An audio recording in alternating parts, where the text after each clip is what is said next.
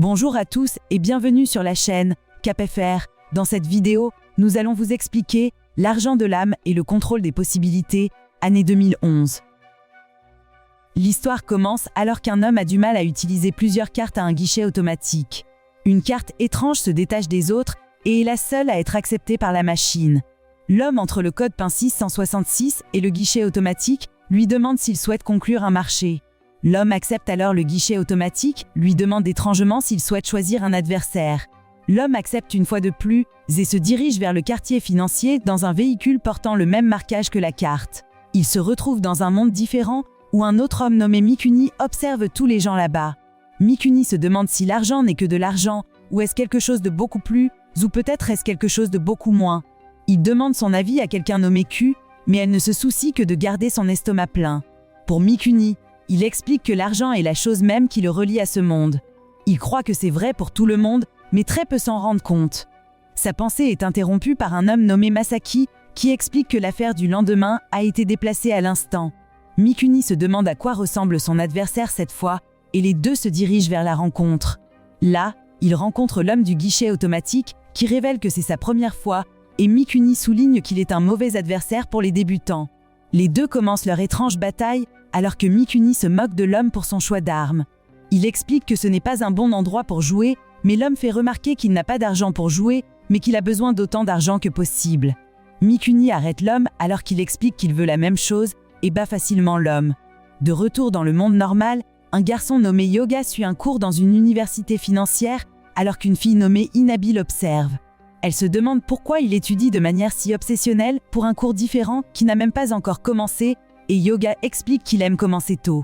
Un autre étudiant arrive pour les inviter à une soirée arrosée, mais ils refusent tous les deux et Yoga pense plus tard à quel point les fêtes sont complètement hors de question pour lui.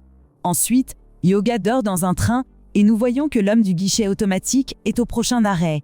L'homme s'arrête un instant, mais court ensuite devant le train pour se suicider. Cette nuit-là, Yoga parle avec son ami et explique que son rêve est d'avoir des finances sûres et de fonder une famille sûre. Il veut juste vivre frugalement avec une femme et des enfants, mais son ami souligne à quel point cela semble ennuyeux. Le Yoga veut juste éviter de vivre une vie inquiétante, surtout maintenant que l'économie se porte si mal. Yoga doit cependant quitter son travail plus tôt, car nous voyons qu'il a un autre travail. Son autre travailleur le félicite d'être assez jeune pour travailler autant, mais Yoga souligne que ce n'est rien comparé à ceux qui ont risqué leur vie pour élever une famille. Juste à ce moment-là, Inabi arrive pour parler à Yoga d'un test le lendemain dont il n'était pas au courant. Yoga explique qu'il n'a pas répondu à son appel parce qu'il ne peut pas se permettre de garder son téléphone actif, mais elle souligne comment il peut se le permettre, mais ne veut tout simplement pas utiliser d'argent. Yoga souligne qu'il fait de son mieux pour subvenir à ses besoins et Inabi se sent mal de ne pas avoir de parents pour payer ses études. Yoga veut la rembourser pour lui avoir apporté des notes pour le test, mais elle révèle que son petit ami l'attend. Plus tard, Yoga s'endort en étudiant pour le test, mais se réveille au son des coups frappés à sa porte. Personne n'est là au début, mais Yoga est choqué lorsque Masaki semble se présenter. Il explique qu'il vient de Mida Bank, alors Yoga essaie juste de se débarrasser de lui, mais trouve que ce n'est pas si facile. Masaki se demande si Yoga a déjà envisagé d'emprunter de l'argent pour atteindre une plus grande utilité, mais Yoga dit simplement non et le met à la porte. Yoga est bouleversé car il a à peine étudié et choqué lorsqu'il se retrouve dans un autre domaine. Masaki explique que le temps s'arrête dans ce domaine et encourage le Yoga à étudier au contenu de son cœur. Yoga fait exactement cela car Masaki explique qu'un poste d'entrepreneur s'est ouvert dans le Far East Financial District et que Yoga a été choisi au hasard pour le prendre. Yoga l'ignore pour qu'il puisse étudier, mais Masaki souligne à quel point c'est une grande opportunité. Il a maintenant l'attention du Yoga, mais tout expliquer à quelqu'un ayant le niveau d'éducation actuel du Yoga serait trop difficile à gérer. En termes simples, Masaki déclare qu'il prendra possession de l'avenir du Yoga. En utilisant cela comme garantie, Masaki lui prêtera de l'argent à investir dans le quartier financier. Yoga n'aime pas le bruit d'avoir son avenir pris et décline. Masaki explique comment l'argent ferait en sorte que Yoga n'ait pas à travailler 2 emplois et qu'il puisse même aller à cette soirée arrosée. Yoga est encore hésitant, alors Masaki lui demande d'être plus fidèle à lui-même et le Yoga se réveille.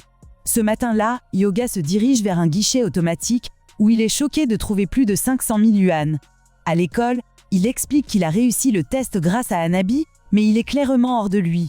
Ses amis posent à nouveau des questions sur la fête, mais cette fois, Yoga choque tout le monde quand il déclare qu'il va penser à y aller. Au travail, son collègue lui dit que ce n'est pas grave et son collègue plus âgé dit qu'il déclarerait l'argent s'il était jeune. À son âge avancé, il le garderait simplement car recevoir de l'argent n'est jamais un fardeau. Plus tard, Yoga retire 10 000 yuan car il pense que ce n'est pas beaucoup mais ressent quelque chose d'étrange lorsqu'il commence à entendre une voix. La voix souligne qu'il devrait faire plus d'efforts pour gagner plus d'argent car cela pourrait l'aider à gagner le cœur de la fille. Yoga souligne à quel point Hanabi n'est pas du genre à courir après l'argent. Mais la voix souligne que son petit ami vient d'une famille riche. Masaki révèle que c'est lui qui a déposé l'argent, et Yoga devrait le considérer comme un acompte. Il poursuit en disant que si Yoga avait de l'argent, le père de Yoga n'aurait pas à se cacher, ce qui irrite beaucoup Yoga. Masaki déclare qu'il pourrait même être en mesure de retrouver son père avec de l'argent, mais Yoga en a assez. Masaki arrête Yoga en lui montrant la carte Mida qui, explique-t-il, sert d'invitation au quartier financier. L'accepter permettra à Yoga de retirer de l'argent librement de n'importe quel guichet automatique, mais Masaki prendra son avenir en garantie. Avant même que Yoga puisse réaliser ce qui s'est passé, la carte est dans sa main et il est emmené dans le quartier financier. Une fois arrivé, Masaki explique que les monstres sont appelés des actifs, qui sont des êtres qui aident les entrepreneurs lors d'une transaction. Yoga doit faciliter un accord au moins une fois par semaine, et Mikuni veut faire le pari que ce gamin ne durera pas très longtemps.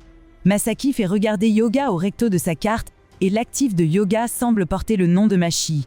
Yoga ne peut s'empêcher de remarquer l'énorme écart entre son atout et celui de son adversaire devant lui, alors Masaki explique que les atouts sont l'incarnation de l'avenir d'un entrepreneur. Machi force Yoga à se concentrer, car le combat est très sérieux, mais doit toujours le sauver, car Yoga est un peu dépassé. Elle lui rappelle une fois de plus de se concentrer ou il fera faillite. Cela confond Yoga et elle explique que l'écran avec des chiffres est son argent disponible.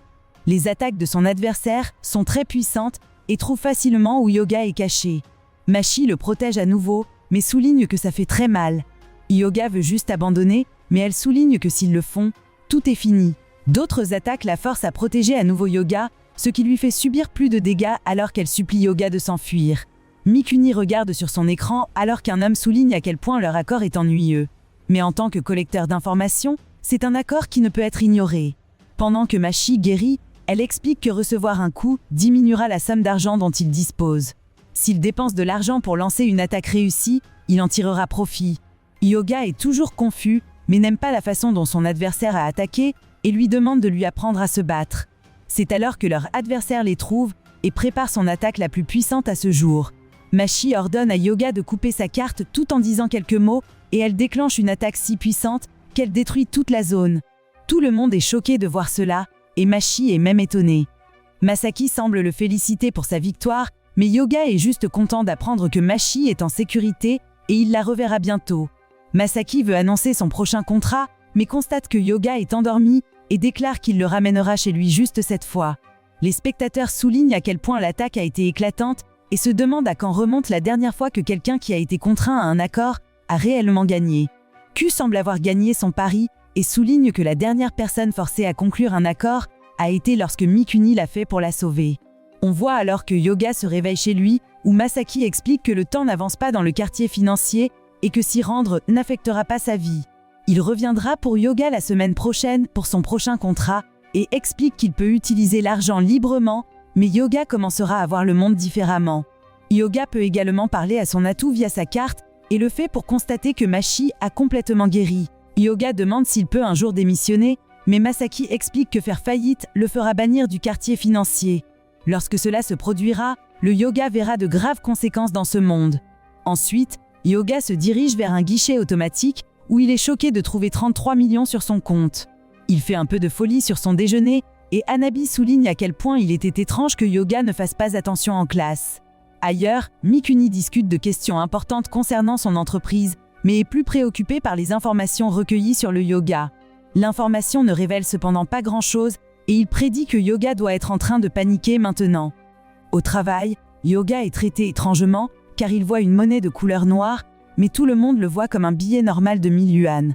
Machi explique que c'est à quoi ressemble la monnaie dans le quartier financier et il suppose que l'argent se répand dans ce monde, mais Yoga s'inquiète de ce qui pourrait arriver lorsque cet argent sera utilisé. Plus tard, Yoga donne à un client 5 billets de 1000 yuan comme monnaie, mais le client veut un billet de 5000 yuan à la place. Yoga essaie d'expliquer que la plus grosse facture est trop sale, alors qu'il ne veut vraiment pas lui donner la monnaie noire, mais que le client devient furieux.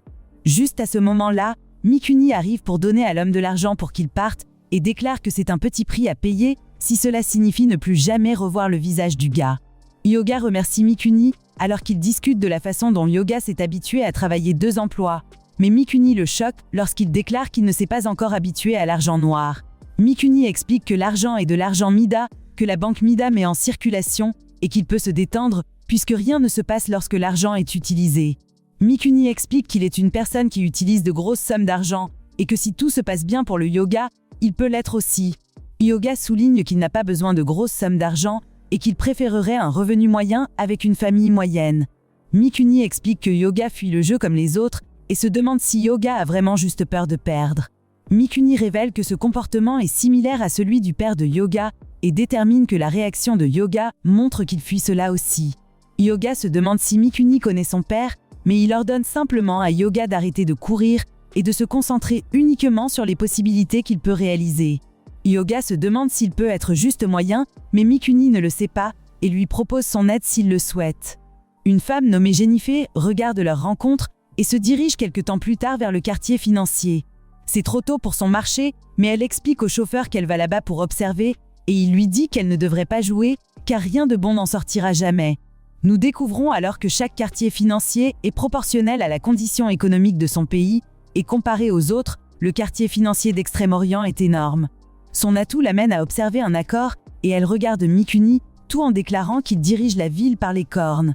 Elle reconnaît que Mikuni essaie de gagner le yoga et elle a l'intuition que l'avenir résultant de la 2e bataille de yoga déterminera l'avenir de la ville. 5 jours plus tôt, nous voyons que Yoga réfléchit à la façon dont il ne veut jamais devenir comme Mikuni et Jennifer le surveille de près. Elle travaille pour une organisation qui essaie de comprendre à quoi sert le quartier financier et comment l'argent Mida affecte le monde. Après avoir détecté un événement étrange, elle poursuit en expliquant que l'organisation envoie des enquêteurs dans n'importe quel endroit qui est devenu un centre d'activité financière. La tâche actuelle de Jennifer est d'enquêter sur Mikuni, mais il a beaucoup trop de professions et de titres pour déterminer quoi que ce soit. Il est clair qu'il est très influent dans le monde financier, mais elle cherche sa face cachée qui essaie d'investir l'argent de Mida dans ce monde. Un rapide aperçu de ses émissions passées lorsqu'elle a été invitée dans le quartier financier par Masaki il y a 2 mois. Ailleurs, Yoga rend visite à sa tante Kyoko pour lui poser des questions sur ses parents, et elle explique qu'il y avait des gens merveilleux qui se souciaient beaucoup de lui. Elle révèle qu'il prospérait rapidement en faisant quelque chose comme échanger des actions jusqu'à leur disparition. Il n'y a cependant aucune trace à ce sujet, et elle montre à Yoga certaines des affaires de son père. Yoga trouve des notes étranges et est choqué d'y trouver le mot Mida. Quelque chose d'autre le choque davantage, mais on ne voit pas ce que c'est, et Yoga demande à Machi où se trouve Masaki. Elle ne sait pas, mais révèle à Yoga qu'il peut venir en ville quand il veut et le retrouver lui-même. Alors que nous regardons l'une des batailles précédentes de Jennifer, elle explique que les entrepreneurs peuvent choisir leurs propres adversaires. L'instinct d'un actif est de protéger son entrepreneur, et jusqu'à ce qu'il reçoive un ordre, un actif ne peut pas attaquer. Les attaques sont appelées flations et sont divisées en 3 niveaux, macro, mezzo et micro. Micro est de 100 000 et plus, mezzo est de 1 million et plus, macro est de 10 millions et plus. Ce sont les coûts pour activer chaque attaque. Si vous faites faillite lors d'une transaction, vous serez exilé du quartier financier. La stratégie de Jennifer est de ne jamais risquer grand-chose, donc elle ne gagne que peu ou perd peu. Ailleurs, Yoga est bouleversé d'apprendre que son père étant dans la ville avant lui, n'a rien à voir avec la raison pour laquelle il est là maintenant. Mikuni arrive choqué de voir que Yoga vient d'être invité en ville, mais parle déjà à Masaki avec tant de désinvolture. Mikuni explique qu'il n'est pas là pour voir Masaki, mais pour parler avec Yoga, et on voit que leurs atouts se remarquent. Mikuni emmène Yoga chez un homme qui semble avoir connu son père, mais demande d'abord un paiement. Il révèle que son père était un grand entrepreneur, qui était très concentré sur les détails, mais qui a finalement subi une défaite écrasante et a fait faillite. Cela signifiait perdre son avenir, et donc sans contacter personne, le père de Yoga se serait pendu dans le parc. Il est très franc, car il déclare que son père est mort, mais ne sait pas grand-chose de ce qu'il était. Il sait qu'il était complètement concentré sur l'argent et était obsédé par le fait de gagner même le plus petit montant. L'homme se demande si Yoga a hérité sa force au combat de son père et espère qu'il ne se laissera pas emporter comme il l'a fait. Cela signifie qu'il espère qu'il ne finira pas par donner la priorité à la vie dans le monde du quartier financier par rapport au monde réel. Par la suite, Mikuni souligne que le père de Yoga ne l'a pas simplement jeté de côté et est mort à la place. Mais Yoga pense toujours que son père bon à rien l'a abandonné, lui et sa mère. Mikuni révèle que son propre père gagnait de l'argent pour l'argent et se demande pourquoi le père de Yoga gagnait de l'argent. Yoga est certain que leurs pères sont les mêmes, mais Mikuni n'en est pas si sûr. Mikuni explique que lorsqu'il était jeune, sa sœur a contracté une maladie incurable. Il pensait qu'avec suffisamment d'argent, un remède pourrait être trouvé, mais son père a versé de l'argent dans son entreprise à la place. La première fois que Mikuni a gagné de l'argent dans le quartier financier, il l'a utilisé pour reprendre l'entreprise de son père. Il a tout volé à son père et Yoga explique que c'est exactement ce qu'il aimerait faire si son père était encore en vie. Yoga souligne que les notes de son père ne contenaient que des chiffres et rien sur lui ou sa mère. Mikuni suppose toujours que le père de Yoga gagnait de l'argent pour sa famille. Et nous voyons que Yoga a également trouvé une photo de lui en tant que bébé. Mikuni souligne que Yoga dit toujours qu'il veut de la stabilité, signifie simplement qu'il veut gagner de l'argent uniquement pour lui-même. Il croit que l'argent est précieux parce qu'il peut être utilisé pour autre chose que vous-même, et il recommande que Yoga trouve ce qu'est son quelque chose. Il espère que le Yoga pourra un jour partager un grand bonheur avec son entourage, et explique qu'il a repris l'entreprise de son père pour qu'il puisse aider tout le pays. Mikuni part avec son atout, et Michu est surpris de voir Yoga agir avec tant de dédain avec elle, car il veut juste pleurer seul. Ailleurs, Jennifer pense à la façon dont elle avait une fois interrogé son organisation sur le fait de ne rien faire, alors que l'argent de Mida coule rapidement dans la réalité. Son patron lui a cependant simplement dit que ce n'était pas sa préoccupation et que son travail consistait uniquement à signaler les événements à l'intérieur de la ville.